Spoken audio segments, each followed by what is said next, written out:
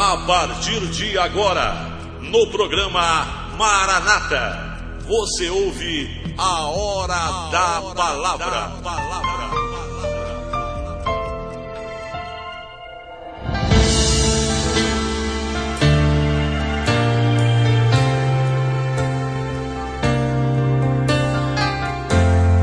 A palavra está no livro de 1 Samuel, capítulo de número 1.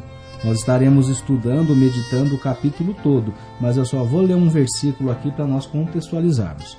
Capítulo 11 diz: E fez um voto dizendo: Senhor dos exércitos, se benignamente atentares para a aflição da tua serva, e de mim te lembrares, e da tua serva não te esqueceres, mas a tuas servas deres um filho homem, ao Senhor o darei todos os dias da sua vida, e sobre a sua cabeça não passará navalha.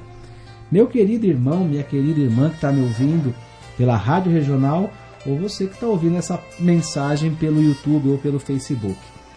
O livro de 1 Samuel narra aqui a história de uma mulher chamada Ana, e nós vamos estar fazendo a contextualização do capítulo de um modo geral.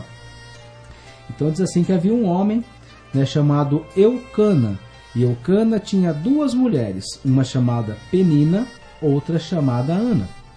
Penina, ela tinha vários filhos, que também era filho de Eucana. E Ana não conseguia ter filhos, supostamente era uma mulher estéril. E diz a palavra de Deus que todos os anos, quando essa família ia ao templo para ofertar ao Senhor, Eucana sabia que Ana desejava muito ter filhos, mas não os tinha. Então sempre Eucana oferecia uma oferta maior para Ana. Mas mesmo assim, Ana tinha uma tristeza muito grande em seu coração, porque ela olhava para sua rival, vamos dizer assim, para Penina, que zombava dela. Provavelmente Penina dizia assim: olha, eu posso dar filhos para o nosso homem, para o nosso marido, já que essa prática de um homem ter várias mulheres lá no Antigo Testamento era uma coisa comum, era uma coisa que não tinha contraindicação. Então as duas viviam juntas na mesma casa e tinham o mesmo marido. Então Penina olhava para Ana dizendo: está vendo? Eu dou filhos, eu dou a descendência, eu deixo herdeiros para o nosso marido. E você não é capaz, você é incompetente. Essa condição foi trazendo muita tristeza no coração de Ana. E Ana, ela tinha o sentimento da impotência, da incapacidade de não poder deixar um legado que pudesse dar testemunho desse relacionamento que ela tinha com o seu marido.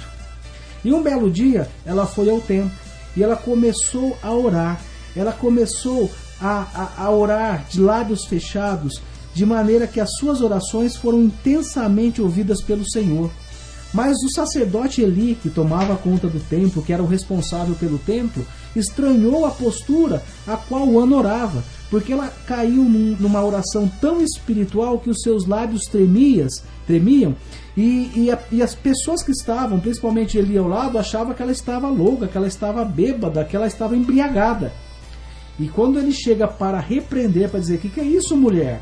Você bebeu e está aqui no templo orando ao Senhor? Ela vai dizer assim: olha, você não sabe que eu tenho passado, você não sabe da minha tristeza, eu estou aqui orando ao Senhor de coração aberto, fervoroso, e eu sinto que essa oração está sendo ouvida de tão intensa que é a minha dor por conta do meu sofrimento. Deus conhece a minha dor, Deus conhece o meu sofrimento, por isso que eu estou nessa condição. E essa fala de Ana tocou no profeta Eli, e ele diz assim: olha, mulher, Deus ouviu a tua oração, Deus ouviu as tuas preces, vai em casa que o Senhor é contigo. E quando ela foi para casa, ela teve um relacionamento com o seu marido, Durante a noite ela foi ao quarto, teve uma relação sexual com o seu marido e posteriormente ela engravidou, ela ficou grávida e ela vem a dar à luz a uma criança. E essa criança vai ser justamente o nome do livro que nós estamos lendo aqui. Vai se chamar Samuel. Mas ela fez um voto com Deus dizendo assim: olha, se eu tiver um filho e esse filho for homem, eu o entregarei ao Senhor, eu o levarei ao templo para que ele possa morar lá, viver lá e ser um sacerdote, ser algo escolhido por Deus para fazer a obra. E nem a navalha passará a sua cabeça, num sinal de respeito e de compromisso da obra que Deus fez na minha vida. E dessa forma, Ana teve um filho chamado Samuel. E assim que ele terminou o ciclo de amamentação, Ana foi até o templo e entregou nas mãos do sacerdote Eli o menino, dizendo assim: olha, esse filho o Senhor me deu, mas esse filho eu estou ofertando para que ele possa servir ao Senhor segundo a vontade do Deus vivo. E posteriormente a esse nascimento, diz a palavra que Ana concebeu outros filhos, que ela manteve, casada com Eucana, e outros filhos vieram para que ela pudesse firmar a sua hereditariedade, para que Eucana pudesse ter filhos que viesse de Ana, a mulher que ele tanto amava. Amém? Então esse é um resumo dessa palavra que está no livro de Samuel. O que nós queremos fazer nesse momento é refletir sobre como que essa palavra possa ser contextualizada, de que maneira que essa palavra ela pode contextualizar aquilo que nós vivemos, aquilo que faz parte do nosso dia a dia, porque essa palavra tem milhares de anos. Essa história é uma história milenar.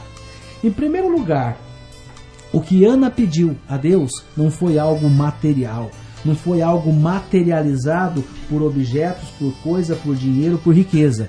Ela pediu algo que é o mais sagrado, que é a essência da vida humana: crescei e multiplicai. E nós só podemos multiplicar quando nós damos condição à continuidade da espécie humana, quando nós temos filhos. E os filhos, diz a palavra de Deus, que são bênção do Senhor. Os filhos, eles representam a maior herança que alguém possa ter nessa terra, porque eles representam a continuidade da nossa vida, eles representam a hereditariedade da nossa vida. Então, para Ana, ela sentia que a ausência de filhos estaria colocando um ponto final na sua descendência. Então ela orou e buscou subsídio na palavra de Deus, porque Deus diz: crescei-vos e multiplicai-vos. Então ela falou assim: Senhor, se a tua palavra permite que eu possa ter filhos, eu desejo que isso aconteça de todo o meu coração. Eu desejo que isso venha acontecer. Eu acredito no poder da minha oração e na resposta da tua bênção sobre a minha vida. E assim foi que aconteceu.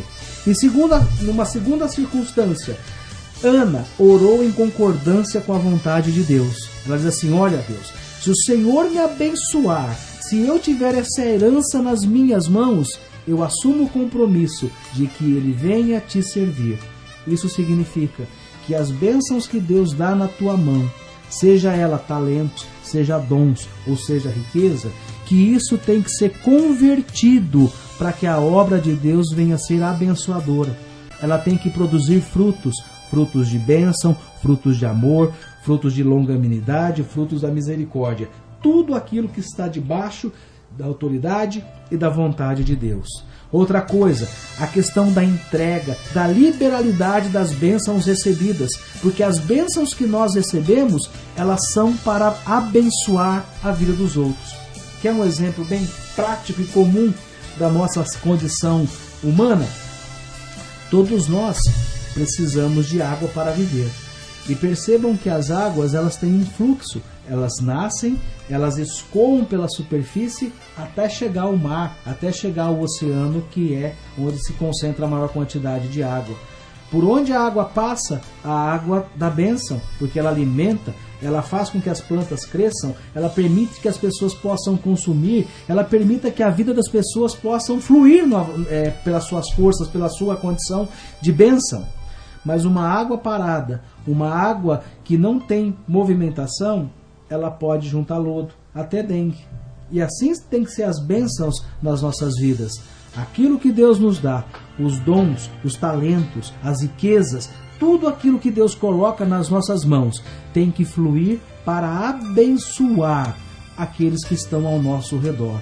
Nós não podemos receber dons e talentos e ser como uma poça de água, que é uma água cercada que não oferece benefício algum.